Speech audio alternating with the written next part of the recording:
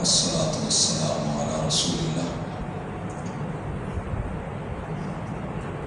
عزیز طلبہ، حاضرین مجلس، میں اللہ کا جتنا بھی شکر ادا کروں اتنا ہی کم ہے۔ اللہ تعالیٰ نے ہمارے بھتیجے کو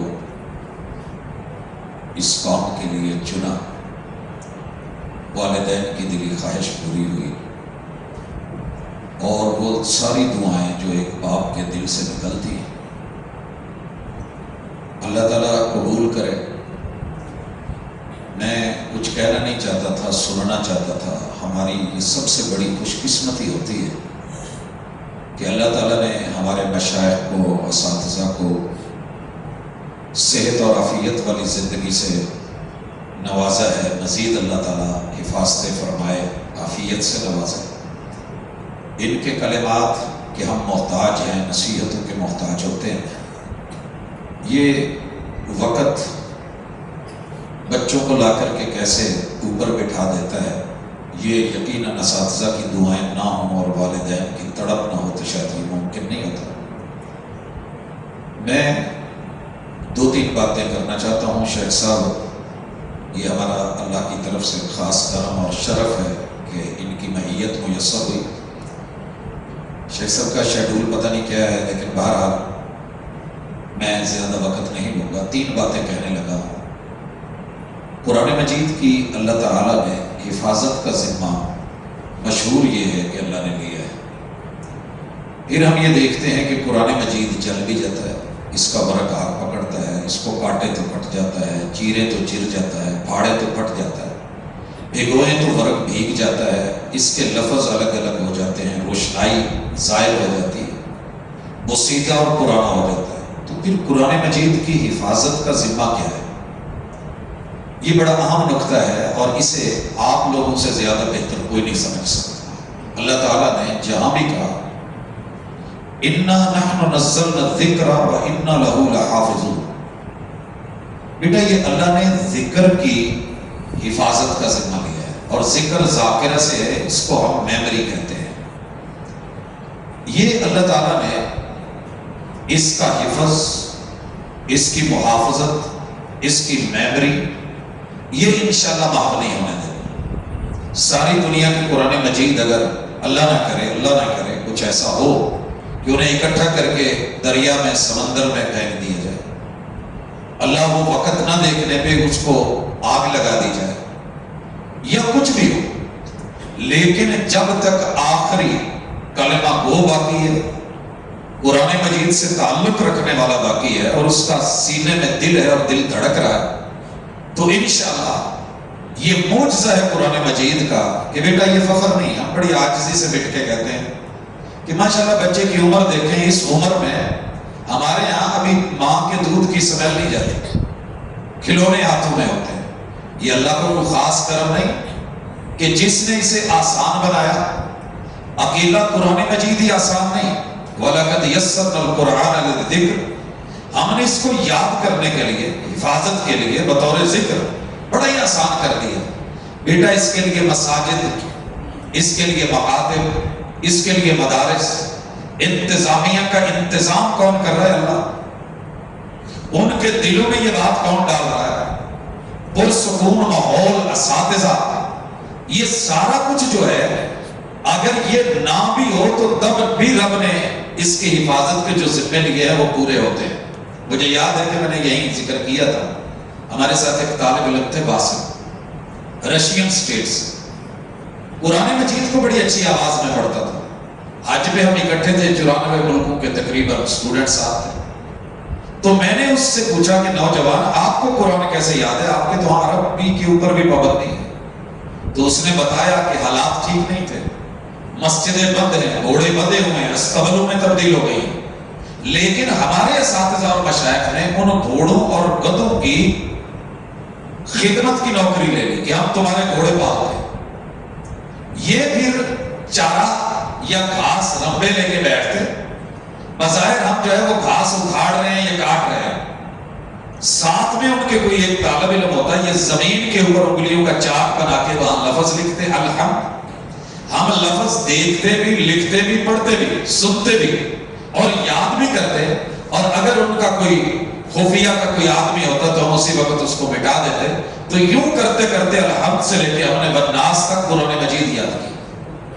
اللہ کا شکر ہے کہ ہمارے یہاں بھی یہ حالات نہیں ہیں.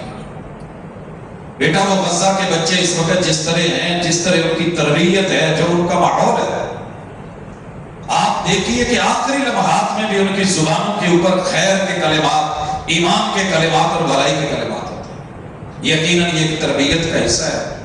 تو قرآن مجید بھول سکتا ہے، یہ بعید بات نہیں. اس کے اندر غلطی بھی ہو جائے گی. اور اللہ تعالیٰ نے کمال جملے پیش کیے امت کے لیے، لوگوں کے لیے. ربنا لا تؤاخذنا ان نسینا او اخطانا.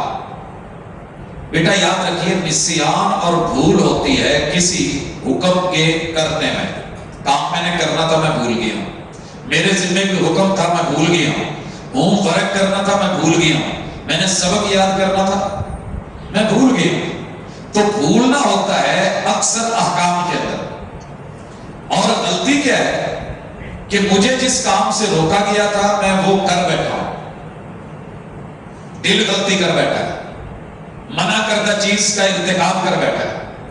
یہ دونوں چیزیں تو اللہ معاف کر دیتے ہیں. اور دعا بھی ہمیں یہی سکھائی گئی ہے.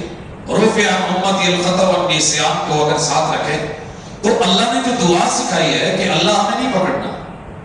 اللہ دعا ہے، التجا ہے، لا تؤاخذنا ان نسینا او اخطانا. یہ تو ہے قابل معافی. اسی آیت میں آگے چل کے آخر میں جو جملے میں ان کی طرف آتا ہوں، لیکن پہلے یہ قرآن مجید میں اعراض معاف نہیں ہے. اس سے منہ پھیر لینا، کمر جو ہے اس کو پیچھے ڈال دینا، توجہ نہ دینا، اور من حیث القوم افراد کا، لوگوں کا، مجموع کا، قوموں کا، بڑوں کا، کسی ایک جیل یا ایک نسل کا اس سے اعراض کر لینا، یہ اللہ تعالیٰ معاف نہیں کرتے. وَمَنْ أَعْرَضَ عَنْ ذِكْرِي فَإِنَّ لَهُ مَعِيشَةً ضَنكًا. اللہ سب سے پہلے اس قوم کی معیشت کو برباد کرتے ہیں. سب کچھ ہاتھ میں ہوتے ہوئے رب چھین لیتے ہیں. اور یہ بہت بڑی نشانی ہے کہ قرآن مجید حفظ بھی ہو رہے ہیں، یاد بھی ہو رہے ہیں، پڑھے بھی جا رہے ہیں، مسلح بھی ہیں، سنائے بھی جا رہے ہیں، دعوت بھی ہے، ابلاغ بھی ہے. لیکن جو اعراض ہے یہ رب کو معاف، اللہ کو پسند نہیں. قیامت کے دن بھی یہی عدالت لگنی ہے. وقال الرسول یا رب ان قوم اتخذوا هذا القرآن مهجورا. تو قرآن مجید کو چھوڑنے میں، اس کو توجہ سے سننا چھوڑ دینا، توجہ کے ساتھ پڑھنا چھوڑ دینا، توجہ کے ساتھ سمجھنا چھوڑ دینا، توجہ کے ساتھ عمل چھوڑ دینا، اور پورے دل اور انہماک اور ایمان سے اس کی دعوت چھوڑ دینا. علامہ ابن قیم رحمہ اللہ نے اسی لیے جو قیامت کے دن قرآن مجید کے چھوڑنے کا تذکرہ ہے 5 بڑی قسمیں ذکر کی. تو یہ اعراض بیٹا کسی بھی شکل میں برداشت نہیں ہوتا. بھول جائے بندہ دوبارہ پڑھ لے، غلطی ہو گئی ہے کوئی کہہ دے گا، ہم دوبارہ ریپیٹ کر لیں گے، اپنی غلطی کی اصلاح کر لیں گے. اب اسی آیت کو جا کے آخر میں پڑھیں. الہ العالمین واعف عنا، معاف کر دے. معافی میں، مغفرت میں اور رحم میں، تینوں چیزیں یہاں اللہ تعالیٰ نے اکٹھی کر دی. معافی ہوتی ہے کہ کوئی درگزر دیکھ کے میں غلطی کر رہا ہوں، اگنور کر دے، مجھے اس کے اوپر پوچھتا نہیں، پکڑتا نہیں. اللہ کی شان ہے کریمی کہ وہ ہماری غلطیوں پہ ہمیں فوری نہیں پکڑتا، اگنور کرتا ہے، ڈھیل دیتا ہے. قرآن مجید کے معاملے میں غلطی ہو جائے، اونچ نیچ ہو جائے، نسیان ہو جائے، معافی ہے. اللہ کئی مواقع دیتا ہے، آج نہیں، چلو کل سے، کل نہیں پرسوں سے، آئندہ سے، آنے والے دنوں میں امید ہے. اس کے بعد اگلی ہے مغفرت. اللہ ہمیں معاف کر دے. اگر FIR کٹ چکی ہو، معاملہ بن چکا ہو، دنیا کے نوٹس میں آ چکا ہو، پھر اس کے بعد سزا معاف کر دے، یہ ایک اور چیز ہے. اور اس کے بعد انسان سے جتنی سہولتیں ہیں، آسانیاں ہیں، آسائشیں ہیں، مراعات ہیں، وہ چھین لینا. اکثر ایسے ہوتا ہے کہ سزا کے بعد وہ چیزیں لے لی جاتی ہیں. ورحمنا، اللہ نہیں، وہ تعلق، وہ رحمت، وہ کرم، وہ ساری سہولتیں، تیری نعمتیں، تیری طرف سے نوازشیں اللہ وہ بھی برقرار رکھنی چاہیے۔ تو ہم نے قرآن مجید کے ساتھ جڑ کے اللہ رب العزت سے جو جڑنا ہے، دراصل وہ اس کا ذکر ہے، اور ذکر ہمیں کچھ پڑھ کے اللہ کا حکم ہے کہ اللہ نے یہ آرڈر دیا ہے، یاد آ جائے۔ میں کچھ غلط کرنے لگا ہوں، رب یاد آ جائے۔ یوسف علیہ السلام کو کیا یاد آیا تھا؟ جب برائی کی طرف شاہی پاک جو محل میں دعوت دی گئی، تو اس وقت جو رب کا ذکر تھا وہ ذکر نہیں آج ہو رہا۔ تو انشاءاللہ آپ نے قرآن مجید کا متن یاد کیا، اور آپ کو مبارک ہو۔ پوری دنیا میں 249 ملکوں میں اس وقت اس قدر مقابلے کی فضا کے اندر دنیا کی کوئی اور کتاب نہیں، اور کسی اور مذہب کے اتنے بچے، اتنے جوان اور اتنے بزرگ افراد نہیں ہیں۔ میں نے شاید یہ ذکر کیا تھا، 5 سال کا ہمارا ریکارڈ بنا، پچھلے سال 6 سال کے بچے نے حفظ کیا، اور 135 سالہ سید حیات لاشاری رحمہ اللہ کو ہم حیدرآباد کے اندر مدرسے میں ملے، ان سے سند لینی تھی روایت کی، صحیح بخاری کی۔